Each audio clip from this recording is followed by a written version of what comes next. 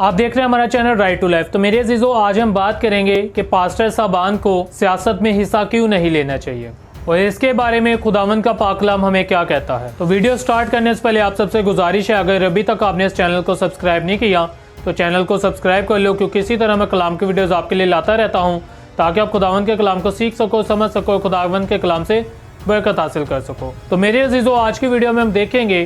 कि पास्टर साहबान को सियासत में हिस्सा क्यों नहीं लेना चाहिए और जो लेते हैं क्या वो बाइबल के मुताबिक ठीक करते हैं। तो आज हम बाइबल में से जानने की कोशिश करेंगे कि पास्टर साहबान को सियासत में हिस्सा क्यों नहीं लेना चाहिए और इसके लिए खुदावंद के शागिर्दों ने यानी यीशु मसीह के शागिर्दों ने क्या किया था, और यीशु मसीह को जब दुनिया की बादशाहत के लिए कहा गया तो यीशु मसीह ने क्या जवाब दिया था। आज हम इन सारी मिसालों से सीखेंगे जो पास्टर्स यानी सियासतदानों की तरफदारी के लिए या उनसे अपने काम निकलवाने के लिए चर्च का कॉम्प्रोमाइज़ करते हैं, खुदावंद के मज़हब का कॉम्प्रोमाइज़ करते हैं, उनके बारे में भी हम जानेंगे कि उनको ऐसा क्यों नहीं करना चाहिए और अगर वो ऐसा हैं तो वो बाइबल की कौन सी आयत के खिलाफ चलते हैं। तो मेरे अजीजों, मैं आपको सबसे पहले पाक कलाम में से कुछ ऐसी वजूहात बताऊँगा जिसकी वजह से खुदावंद के खादमीन को यानी पास्टर साहबान को, एवेंजलिस्ट को, वर्शिपर्स को सियासत में हिस्सा नहीं लेना चाहिए। तो मेरे अजीजों,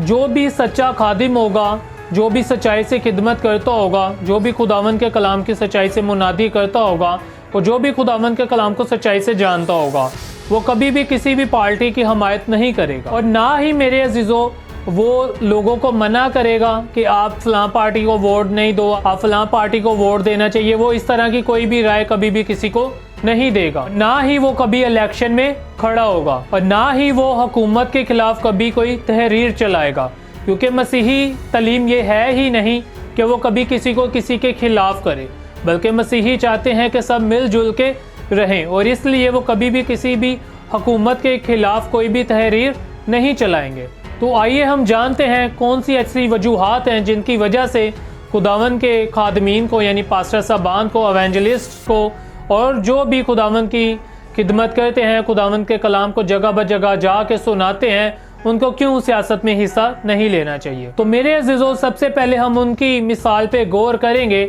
जो कामिल इंसान भी है और कामिल खुदा भी है, यानी खुदावंद यीशु मसीह की मिसाल पे। तो मेरे अजीजों, यूहन्ना की इंजील उसका 6 बाब उसकी 15 आयत में हम पढ़ते हैं, वहाँ पे यीशु मसीह अपने शागिर्दों को कहते हैं कि वो मुझे पकड़ के बादशाह बना देंगे। इसी वजह से वो पहाड़ पे चले जाते हैं, क्योंकि यीशु मसीह दुनिया का बादशाह नहीं बनना चाहते थे, बल्कि उनको पता था कि वो दुनिया में इसलिए आए हैं ताकि वो लोगों के लिए अपनी जान दे, मसलूब हों और लोगों को नजात दिलाएं। हम इसी तरह देखते हैं जब यीशु मसीह यरूशलेम में दाखिल होते हैं तो लोग उनके एक बादशाह की तरह उनका इस्तकबाल करते हैं, लेकिन वो तब भी इस बादशाही को कबूल नहीं करते हैं, बल्कि वो वही अपनी ज़िंदगी गुजारते हैं। हालांकि लोग ये समझते हैं कि यीशु मसीह यरूशलेम में आए हैं, उनका बादशाहों की तरह इस्तकबाल किया गया है, तो वो अपने आप को दुनिया का एक बादशाह होने के लिए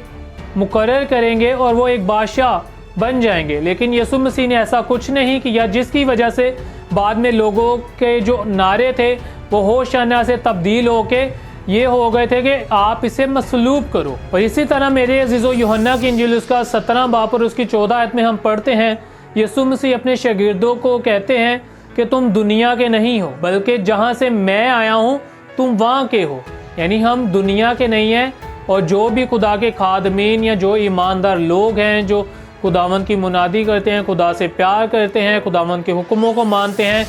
खुदावंद यीशु मसीह ने उनको कहा कि तुम दुनिया के नहीं हो, बल्कि तुम वहाँ के हो जहाँ से मैं आया हूँ। और दूसरी चीज़ मेरे अजीज़ों, जो भी खुदावंद के सच्चे खादमीन होंगे वो कभी भी दुनिया की बादशाही की, दुनिया की चीज़ों की ज़्यादा हमायत नहीं करेंगे, बल्कि वो कोशिश करेंगे कि वो खुदा की बादशाहत की ज़्यादा से ज़्यादा मुनादी करें, उसकी हमायत करें और उसके लिए आपको इनकरेज करें कि आप खुदा की बादशाहत के लिए खुद को तैयार करें। क्योंकि मेरे अजीज़ों, मत्ती की इंजील उसका 24 बाब और उसकी 14 आयत में यीशु मसीह ने हमें खुशखबरी सुनाई हमेशा की बादशाही की। और आज खुदावंद के जो लोग हैं, जो खादमीन हैं, जो पास्टर्स हैं, जो वाकई में खुदा की खिदमत करते हैं, जो अपना नाम नहीं कमाना चाहते, जो अपनी वाह नहीं चाहते, बल्कि वो खुदावंद के कलाम की ज़्यादा से ज़्यादा मुनादी करते हैं, तो उनकी अक्सर यही कोशिश होती है कि वो खुदा की बादशाहत की मुनादी करें। और इसीलिए मेरे अजीज़ों, खुदावंद के खादमीन दुनिया की सियासत में, दुनिया के मामलात में ज़्यादातर हिस्सा नहीं लेते हैं,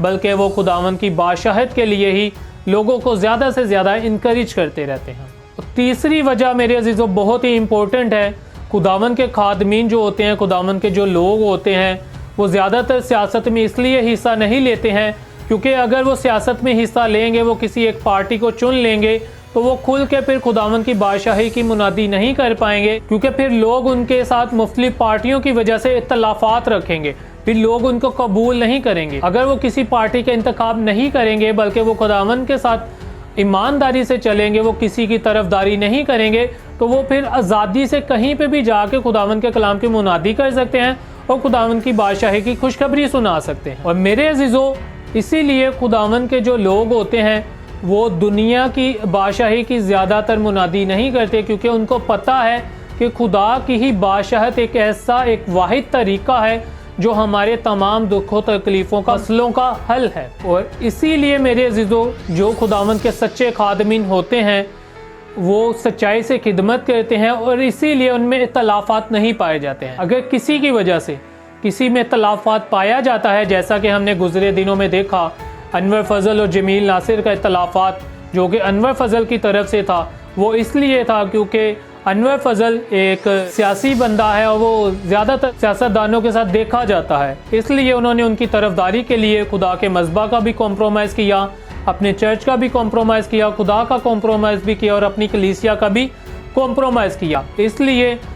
पास्टर जमील नासिर में और पास्टर अनवर फजल में इख्तलाफात पाया गया। लेकिन जो सच्चाई से खुदावंद की मुनादी करते होंगे उनमें कभी भी इख्तलाफात नहीं पाया जाएगा, बल्कि वो सच्चाई से खुदावंद के कलाम की मुनादी करेंगे। मेरे अजीज़ों, कुलसियों के खत उसके 3 बाब और उसकी 14 आयत में लिखा हुआ है कि यीशु का जो लिबास है वो एक ऐसा लिबास है जो मोहब्बत का लिबास है और वो सबको एक करता है, वो सबको अलग नहीं करता। और जो भी खुदा के खादमीन होंगे वो इस आयत पे गौर करेंगे और वो इस आयत को समझेंगे। अगर वो मसीह के लिबास को पहने हुए हैं तो वो फिर सबको एक करेंगे, ना कि सबको अलग अलग करेंगे। इसी तरह मेरे अजीज़ों, पहला पतरस उसका 2 बाब और उसकी 17 आयत में भी लिखा हुआ है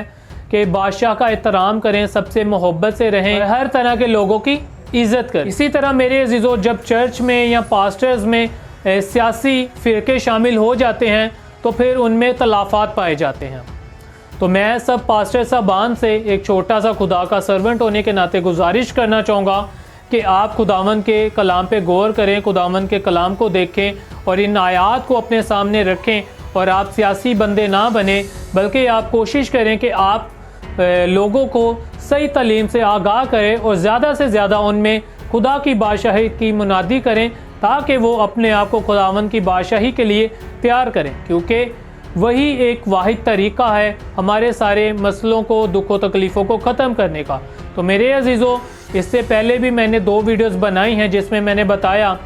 कि सियासतदान क्यों हमारे मसलों का हल नहीं कर पा रहे हैं, और दूसरी वीडियो मैंने बनाई थी कि बेहतरीन हुक्मरान कौन है। अगर आपने वो वीडियो नहीं देखी तो आप ज़रूर वो उन वीडियोज़ को देखिएगा, उन वीडियो से भी आपको बहुत कुछ सीखने को मिलेगा। तो मेरे अजीज़ों, हम पाक कलाम की तालीम की वजह से, हम चाहे किसी भी मुल्क में रहते हों, किसी भी शहर में रहते हों, हम सब हुकूमतों का एहतराम करते हैं, क्योंकि बाइबल में हमें बताया गया है कि हमने आला हुकूमतों के ताबेदार रहना है, उनका एहतराम करना है, जैसा कि हम रोमियो के खत उसके 13 बाब और उसकी 1 आयत में पढ़ सकते हैं। क्योंकि मेरे अजीज़ों, हम हुकूमतों का एहतराम भी करते हैं, हम टैक्स भी अदा करते हैं, हम हुकूमतों की उन कोशिशों का एहतराम भी करते हैं जो वो लोगों की बेहतरी के लिए करते हैं, ना ही हम हुकूमतों के खिलाफ कोई तहरीर चलाते हैं। मेरे अजीज़ों, पहला तीमुथियुस उसका 2 बाब और उसकी 1 था 2 आयत में लिखा हुआ है कि अपनी हुकूमतों के लिए दुआ करो, उनकी बेहतरी चाहो, इसलिए हम उनके लिए दुआ करते हैं और अपने मुल्क की, अपने सियासतदानों की, हुक्मरानों की बेहतरी चाहते हैं। अब बहुत सारे लोगों के जहन में ये भी सवाल आएगा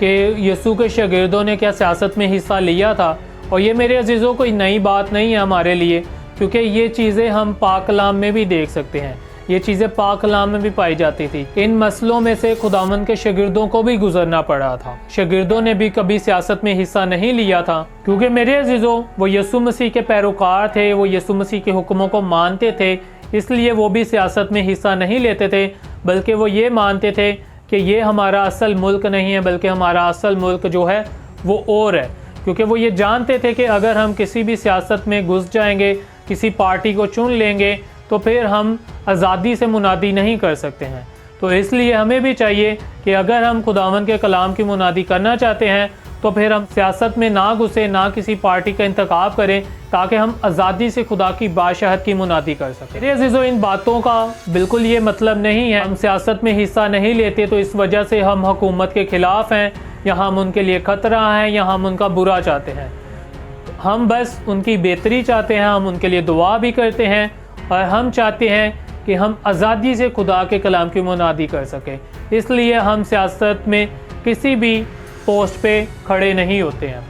तो मेरे अज़ीज़ों, यकीनन इस वीडियो से आपके बहुत सारे सवालात के जवाब आपको मिल गए होंगे। मज़ीद इस तरह की वीडियोस देखने के लिए मैं चाहता हूं कि आप हमारे चैनल के साथ जुड़ जाएं ताकि आप हमारी कोई भी वीडियो मिस ना कर सकें। Thank you so much. God bless you all.